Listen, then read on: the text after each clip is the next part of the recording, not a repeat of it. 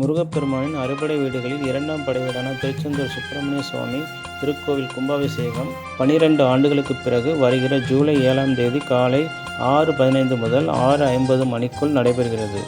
அதனைத் தொடர்ந்து காலை 9 மணிக்கு சண்முகர் உருகு சட்ட சேவை செய்து சண்முக விலாசம் அடைதல் சிறப்பு அபிஷேகம் நடைபெறும். உருகு சட்ட சேவை என்பது திருச்செந்தூர் கோவிலில் மட்டுமே நடைபெறும் ஒரு தனித்துவமான சேவை. சண்முகர் சன்னதிக்கு எதிரே ஒரு பெரிய பலகையை போட்டு அதில் சண்முகரை அமர வைத்து மெதுவாக அசைத்து சன்னதியில் இருந்து கேடயத்தில் எழுந்தருள செய்வார்கள். இந்த காட்சியை காண கோடி கண்கள் வேண்டும். தன்னை நாடி வரும் பக்தர்களின் குறை தீர்க்கும் கருணைக்கடல் கந்தனின் அற்புத திருத்தலம்தான் திருச்செந்தூர்.